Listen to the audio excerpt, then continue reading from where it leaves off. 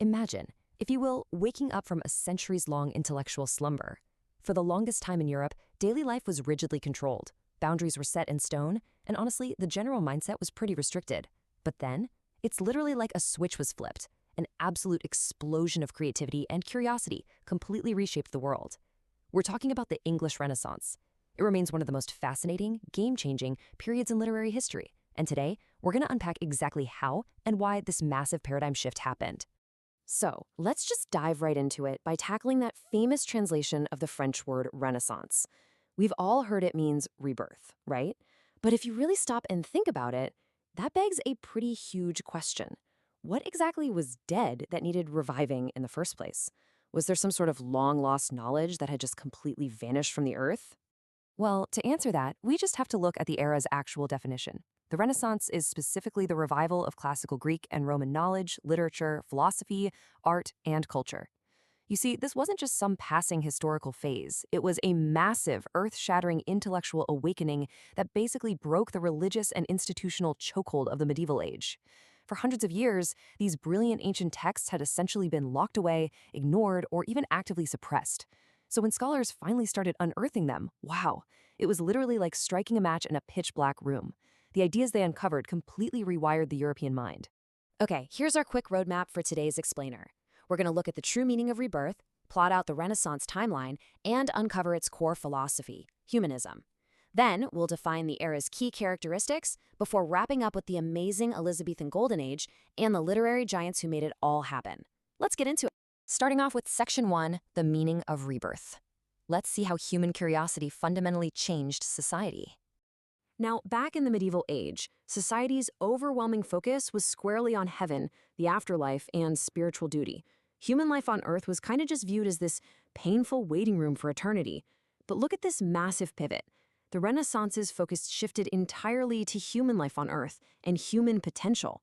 Instead of only obsessing over the afterlife, people started looking around and asking questions about the physical world. They got intensely curious about science, global exploration, complex literature, and, crucially, what human beings were actually capable of achieving right here, right now. It was an intellectual awakening of epic proportions. Moving right along to Section 2, the Renaissance timeline. Context is everything, so let's establish the exact historical boundaries here. So, the crucial takeaway here is that this era spans broadly from 1485 to 1660. Notice that specific starting point, 1485. That is absolutely key because it marks the end of the Wars of the Roses and the rise of the Tudor dynasty. Stability finally returned to England, which created the perfect greenhouse for art and learning to thrive. And this era stretches all the way to the Restoration in 1660. You'll notice there are actually several eras nested within this broader timeline: the Tudor, Elizabethan, Jacobean, Caroline, and Commonwealth periods. You know, a really common misconception is that the Renaissance and the Elizabethan Age are the exact same thing. Actually, scratch that. It's more like people forget the other parts even exist. In reality, the famous Elizabethan Age is just one, albeit glorious, chapter of the broader Renaissance, not the whole shebang. Let's hit Section 3, humanism, the core philosophy. This is the very soul of the Renaissance. Without this concept, literally none of the literature or art of this period makes any sense. What's truly revolutionary here is the sheer scale of the philosophical shift, which we call humanism. See, in the medieval age, God and religion occupied the absolute undisputed center of every single thought, action, and piece of art. But Renaissance thinkers completely shifted that lens, placing man at the center of interest. Humanism emphasized the dignity, the intelligence, and the incredible potential of the individual. Suddenly, our abilities, our messy human emotions, our earthly achievements, they all became deeply worthy of study. And this was incredibly disruptive. Knowledge was no longer locked up behind monastery walls. Individuals were suddenly encouraged to think for themselves and to believe they could actually shape their own destinies. Listen, if you take away just one phrase from this explainer today, make it this: man at the center. All right, Section 4, defining Renaissance characteristics. Let's look at the real-time evidence of this massive shift. Notice how these 6 defining characteristics all stem directly from that core philosophy of humanism we just talked about. It all kicked off with the revival of classical learning, right? Which then sparked this relentless spirit of curiosity in science and exploration. And humanism naturally gave birth to individualism, this sudden, fierce focus on personal identity rather than just collective religious duty. Pair that with a profound love for beauty and art, and you get poetry, drama, and architecture reaching breathtaking new heights. Finally, and this is absolutely vital, a secular outlook took hold. This meant writers slowly started moving beyond purely religious themes and venturing into the exciting, unmapped territories of secular politics, romantic love, ruthless ambition, and complex human identity, a real game changer. Which brings us to Section 5, the Elizabethan Golden Age. This quote on screen really hits the nail on the head. The Elizabethan Age is often called the most glorious phase of Renaissance literature. Named, of course, after Queen Elizabeth I, this specific phase saw England's national confidence just utterly explode. The country was prosperous, it was secure, and it was deeply, deeply invested in the arts. Drama reached a level of sophistication nobody had ever seen, moving from random street corners into massive dedicated public playhouses. Poetry evolved at lightning speed.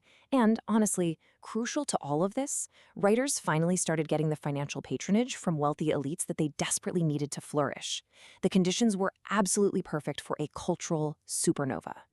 Now for Section 6, major literary figures, the actual individuals wielding the pen during this revolution. These are the literary giants who really capitalized on this new intellectual awakening. You've got Thomas More, who gave us Utopia before famously losing his head to the king. Edmund Spenser, known as the poet's poet. Christopher Marlowe, who totally pushed the boundaries of dramatic tragedy, all while living a crazy secret life as a spy. You have Francis Bacon, pioneering the scientific method and the essay. Ben Jonson, the absolute master of satirical comedy. And, well, obviously, William Shakespeare, arguably the greatest product of the Elizabethan peak. These guys didn't just write stories.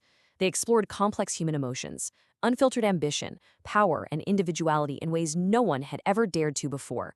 They basically took the philosophy of humanism and breathed pure life into it on the stage and the page. Okay, let's bring all of this together into our final takeaway. Just to quickly recap, the Renaissance literally means rebirth. The key dates in English literature are 1485 to 1660. The central philosophy driving the whole thing is humanism. The absolute peak of the era is the Elizabethan Age. And the main idea summarizing the entire movement, man at the center. Seriously, fix these core facts in your mind and you'll never forget the framework of the Renaissance. Understanding the mechanics of this era is so crucial because it perfectly explains why the literature of this time still feels so incredibly alive and relevant to us today. The Renaissance transformed art, science, and literature because it completely transformed human thinking itself. The moment people began genuinely believing in their own human potential, the world changed forever. It was a true paradigm shift in every sense of the word. And it leaves us with this thought, looking at our final question. If changing a belief system could unlock a golden age of human achievement back then, what limits could we break today if we just shifted our own perspective? Thank you so much for joining me for this explain.